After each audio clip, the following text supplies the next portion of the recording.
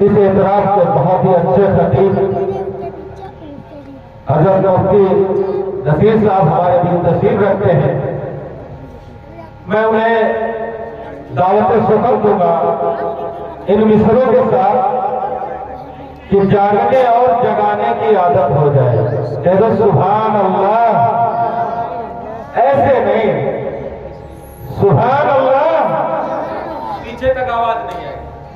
سبحان اللہ، ماشاء اللہ. کہ جاگنے اور جگانے کی عادت ہو جائے، دینی ماحول بنانے کی عادت ہو جائے. جاگنے اور جگانے کی عادت ہو جائے، دینی ماحول بنانے کی عادت ہو جائے، اور پچھلی ساری برائیوں پر مٹی ڈالو. کاش افسر کو جھکانے کی عادت ہو جائے، کاش افسر کو جھکانے کی عادت ہو جائے. حضرت مفتی نصیر صاحب.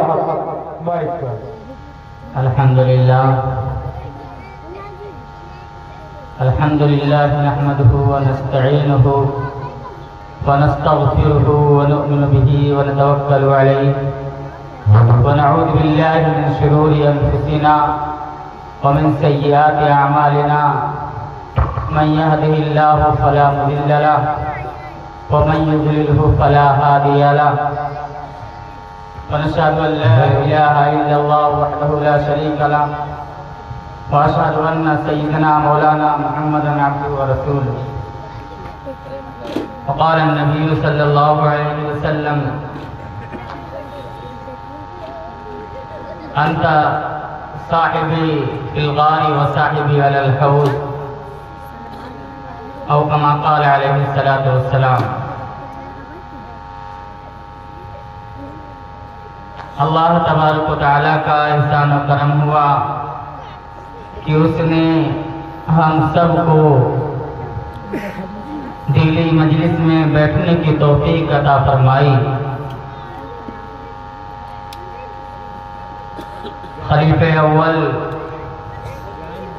سیدنا ابو بکر رضی اللہ تعالیٰ عنہ سفر میں ہو یا حضر میں، ہر جگہ آپ صلی اللہ علیہ وسلم کے ساتھ رہنے والے، دنیا میں بھی ہم کے رفاقت ادا کرنے والے اور آخرت میں بھی اس سعادت کو حاصل کرنے والے سیدنا ابو بکر رضی اللہ تعالی عنہ، جن کے بارے میں اللہ کے نبی صلی اللہ علیہ وسلم نے ارشاد فرمایا انت صاحبی فی الغار و صاحبی علی الحوض، کہ صدیق اکبر تم میرے غار ثور کے ساتھی ہو اور حوض کوثر کے بھی ساتھی ہو. ایک دوسرے موقع پر اللہ کے نبی صلی اللہ علیہ وسلم نے ارشاد فرمایا کہ دنیا میں جتنے لوگوں کے ہم پر احسانات تھے ہم نے ہر ایک کا بدلہ چکا دیا، لیکن صدیق اکبر کے احسانات کا بدلہ قیامت کے دن اللہ رب العزت ہی پورا عطا فرمائیں گے. اللہ کے نبی صلی اللہ علیہ وسلم کا ساتھ ہر وقت دیتے تھے. مکی زندگی میں آپ صلی اللہ علیہ وسلم کو کس طرح ستایا گیا، پریشان کیا گیا، آپ کے اوپر پتھر پھینکے گئے، آپ کو اپنا شہر چھوڑنا پڑا، اور آپ صلی اللہ علیہ وسلم کی دین اور مذہب اور آپ کے تعلقات کی وجہ سے سیدنا صدیق اکبر رضی اللہ تعالیٰ عنہ کو طرح کی طرح ستایا گیا. ایک موقع پر آپ صلی اللہ علیہ وسلم کو صحن کعبہ میں کفار مکہ نے پکڑ لیا اور آپ کے گردن میں چادر لپٹال دی اور کھینچنا شروع کر دیا. کسی نے جا کر کے صدیق اکبر رضی اللہ تعالیٰ عنہ سے کہا کہ صدیق اکبر، جو آپ کے دوست ہیں، جو آپ کے احباب ہیں، جو آپ کے جگری دوست ہیں، ان کے ساتھ ایسا سلوک ہو رہا ہے.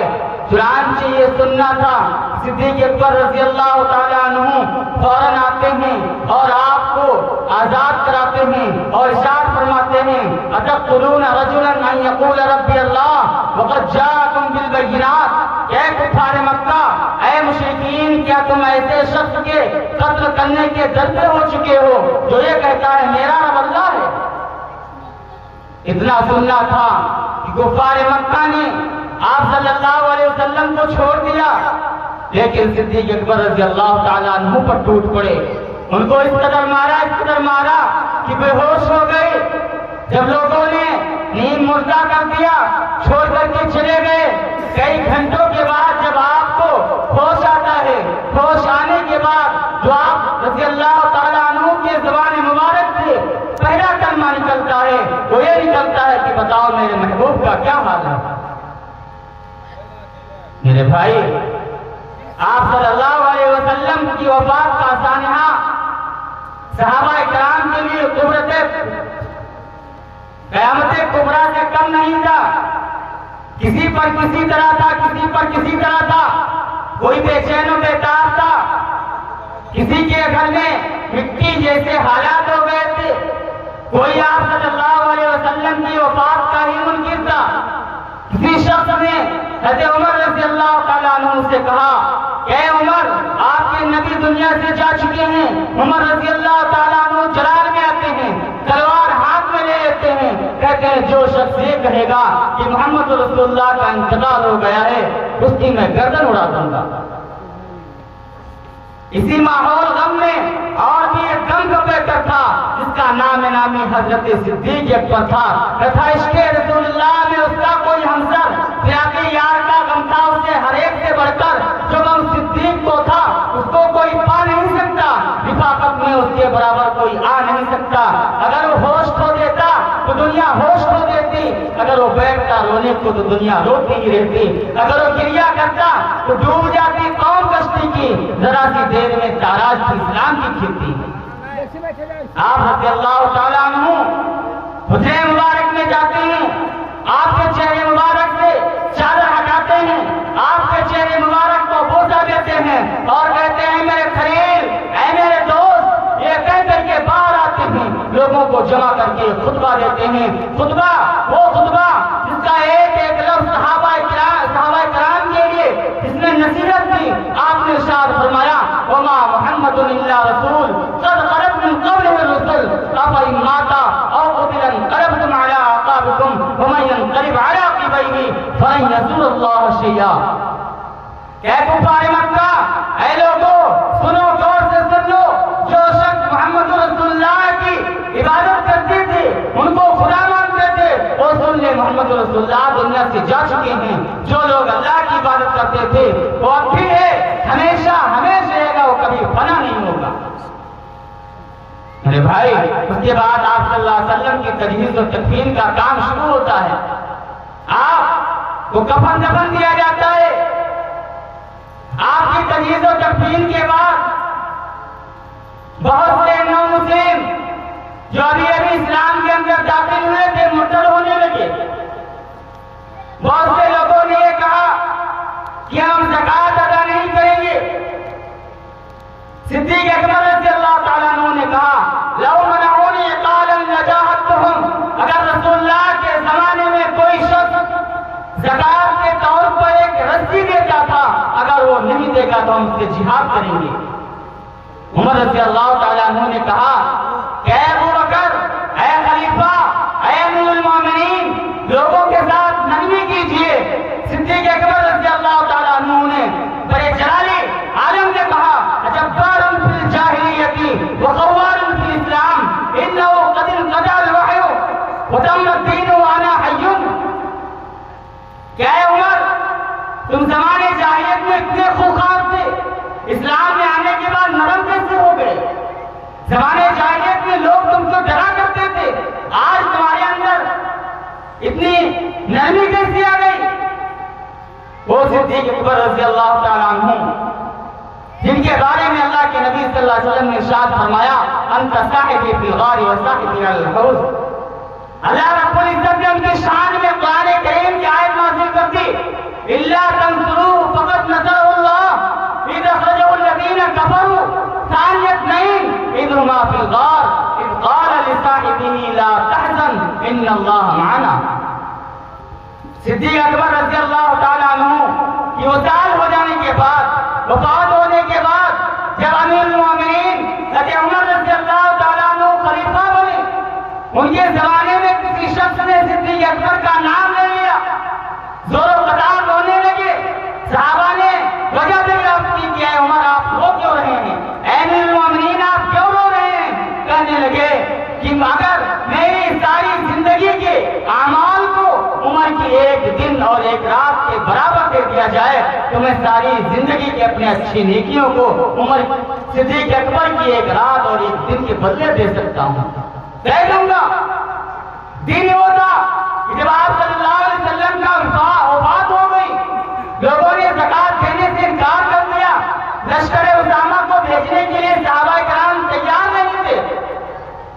جب صحابہ کرام تیار نہیں تھے، صحابہ کرام نے یہ کہا کہ اے ابو بکر، ابھی آپ صلی اللہ علیہ وسلم کی وفات ہوئی ہے، صحابہ کرام پریشان ہیں، صحابہ کرام کی حواس مختل ہیں، صحابہ کرام آوازیاری کر رہے ہیں، ابھی مناسب نہیں کہ کہیں جہاد کیا جائے، لشکر کو بھیجا جائے۔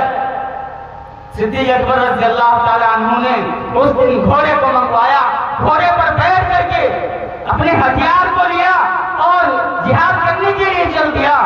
حضرت علی رضی اللہ تعالیٰ عنہ نے آگے سے آ کر کے نکیل پکڑ لی، کہا اے صدیق اکبر رک جائیے، ٹھہر جائیے، ابھی مناسب نہیں ہے۔ کہنے لگے خدا کی قسم اگر چیل کوے میرا گوشت نوچ نوچ کر کے کھا لے تب بھی میں اس حکم کو نہیں روکوں گا، اس فرمان کو نہیں روکوں گا جس فرمان کو اللہ کے نبی دے کر کے گئے۔ رات کیا تھی؟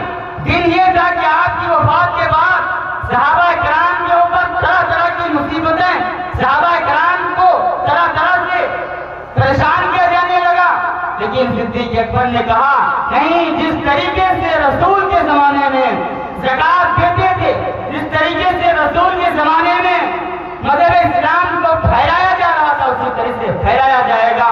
اور رات وہ تھی جب کفار مکہ نے آپ کے لیے مکے کی زمین کو تنگ کر دیا، آپ کا رہنا دوبر کر دیا گیا اور آپ کو مکہ سے نکال دیا۔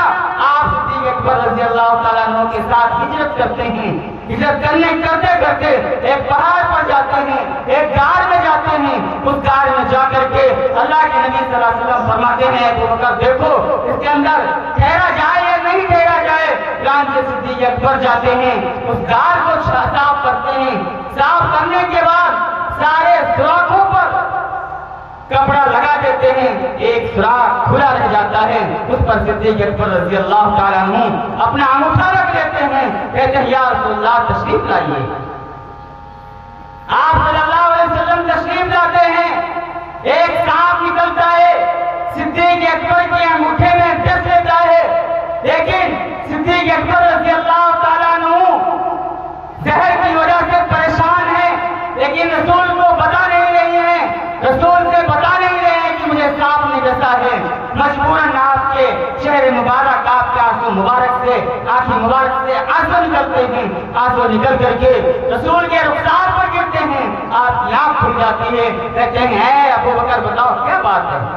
کہتے ہیں یا رسول اللہ مجھ کو میرے سانپ نے ڈس لیا ہے۔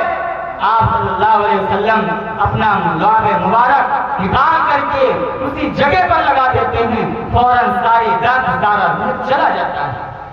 صدیق اکبر رضی اللہ تعالیٰ عنہ کہ ان دو کارناموں کے بدلے عمر فاروق رضی اللہ تعالیٰ عنہ کہتے ہیں کہ میں ساری زندگی کے اچھے اعمال کو صدیق اکبر رضی اللہ تعالیٰ عنہ کی ایک رات اور ایک دن کے لیے دینا چاہتا ہوں۔